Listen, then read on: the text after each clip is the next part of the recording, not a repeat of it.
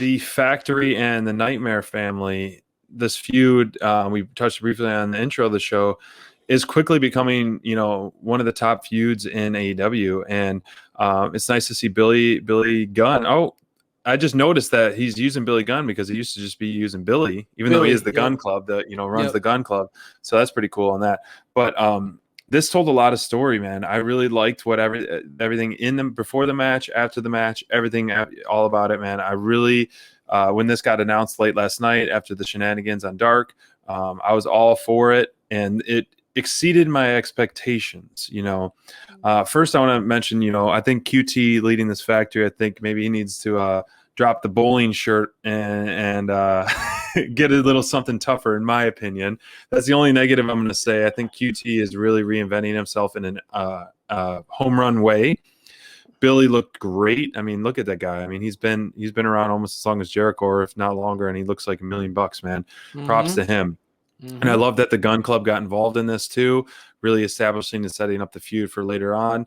But like I said earlier, man, the pile drivers make me so nervous, and QT delivers a mean, brutal pile driver. Yes, he does. And so he has really done a great job. I mean, we saw it a couple weeks ago. And then, of course, I cannot not mention Anthony Ogogo in the Factory. I think he is going to be the biggest star that comes out of this new formation of this faction. Yeah, he looks like $1 million. He walks like $1 million. He talks like $1 million. Man, this guy has it all. He's got those suits, the charisma. He's got it all. And we talked about having it, and he's got it. We talked about it with multiple people. And wow. So what do you think about the match itself? And then we'll talk about some of the shenanigans at the end of it. Okay. For me, leading into it, QT Marshall's promo kind of leading into this match was going viral on Twitter. I was digging that. My favorite show of all time is The Sopranos. I got that like a little, that little True, he does Italian have the Tony Soprano shirt. Yeah, okay. Yeah, dude. I mean, and he gives me some Tony Soprano vibes, hardcore. I mean, I'm digging it. Him sitting back and just kind of having the little tough guy mentality.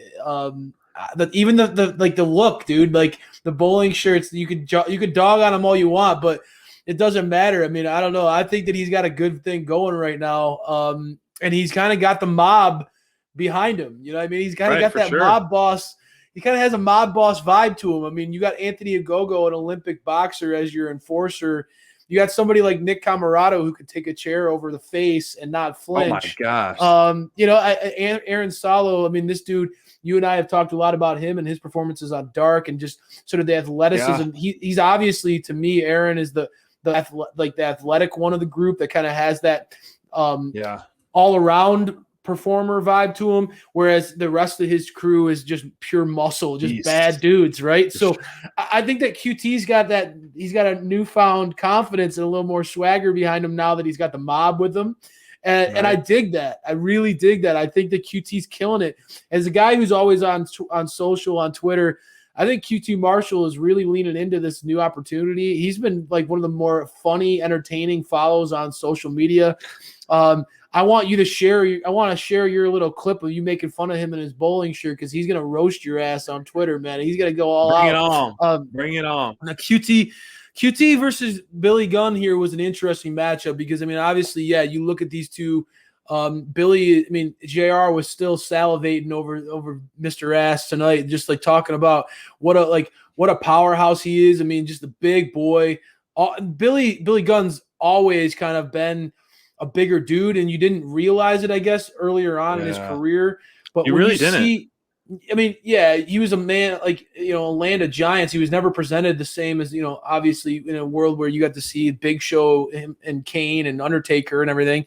But in this landscape, he definitely still carries some weight, man. On the AEW roster, Billy Gunn looks like a dude who could tear some folks up, man. Even to this day, the guy, I talked about it, dude, like, there are a lot of people who are like, oh man, but why this match and stuff? And I'm like, man, when you talk about veterans who still look like they can go, between Billy Gunn and Frankie Kazarian, I mean, those guys they found the fountain of youth wherever the hell they found it.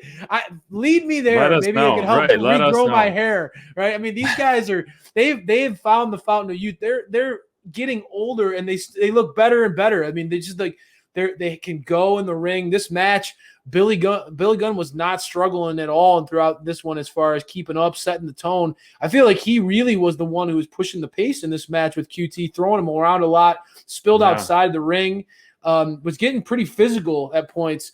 And some of that's because, QT was just like he was doing with Cody.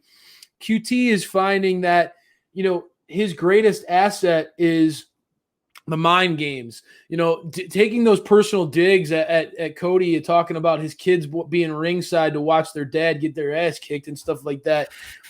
For a guy like QT to do something like that, it kind of shows he's all in on where the factory is going to take him. So this one to me, again, maybe a surprise, but it wasn't a lead out of me. It was kind of an old school wrestling match, kind of a brawl. And I like when you have matches that feel like the competitors don't like each other, and they fight like that. I one of my biggest pet peeves in wrestling is when you have these matches where, you have guys who genuinely are supposed to hate each other and all this stuff, and they just go through the motions in a regular match. It just feels like they're going through a match. This felt like a fight. This felt like there was some pride on the line. This felt like, QT, like, as the leader of the factory, he didn't want to come up short on this one. So he clearly was willing to do whatever it took to win.